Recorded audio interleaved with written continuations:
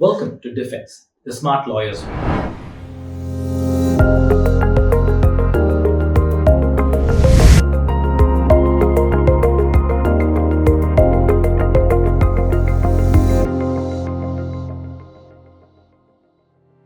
In this video, we are going to understand the powers of the Supreme Court to restrict the participation of candidates in elections who have criminal cases pending against them.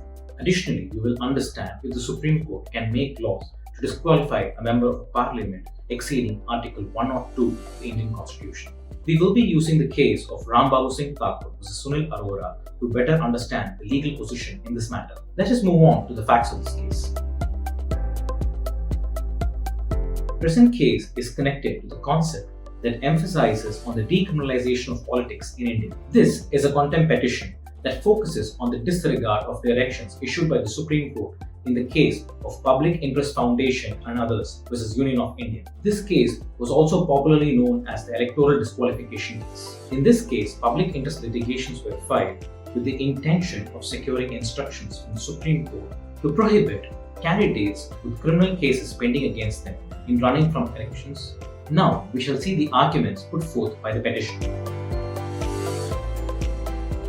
The petitioners argued that the right to participate in elections is a statutory right rather than a fundamental right. They further added that one who has broken law cannot be put in a position to make law, and as such must be disallowed to participate in elections and to become a part of legislature. The petitioners vehemently contended the Supreme Court of India under Article 129 of the Indian Constitution was a court of record, and as such it had powers to punish for contempt for disregarding its directions. They further contended that under Article 142 of the Indian Constitution, any order of the Supreme Court shall be enforceable throughout the territory of India.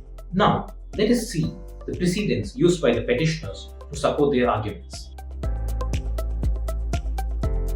In Lily Thomas vs. Union of India, Supreme Court of India stated that any member of parliament or any member of state legislative assembly who has been convicted of a crime and given a sentence of at least 2 years in prison shall not be allowed to continue to serve in that position. In Association for Democratic Reforms vs. Union of India, the Supreme Court ordered the Election Commission of India to prescribe guidelines to political parties to avoid giving tickets for candidates with criminal records. The Supreme Court further directed that the candidates must reveal their criminal records in their nomination papers. Now, moving on to the arguments put forth by the respondent.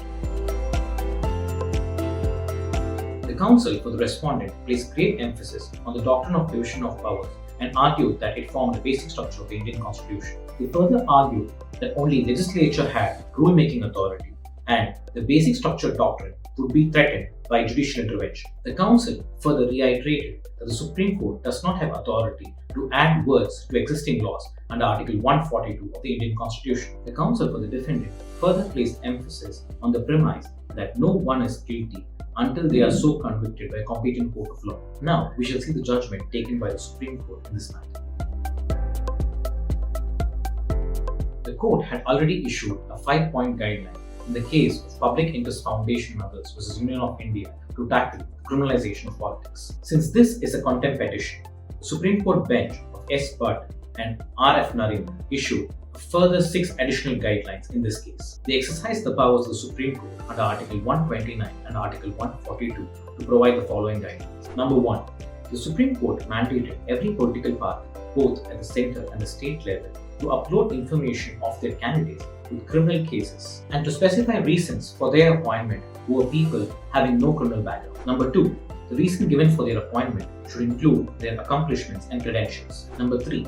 In addition to their social media handle, every political party must publish such information in one English newspaper and one vernacular newspaper. Number 4.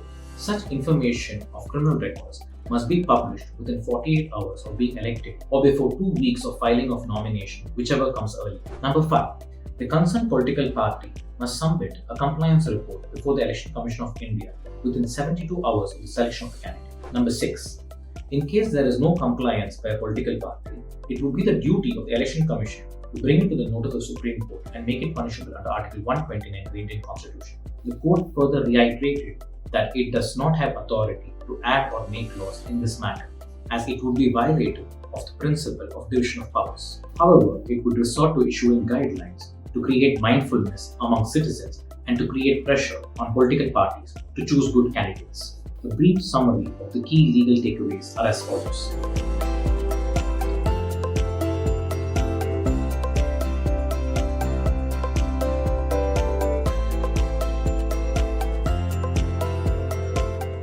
Thank you for your time. Please subscribe and support. Stay long.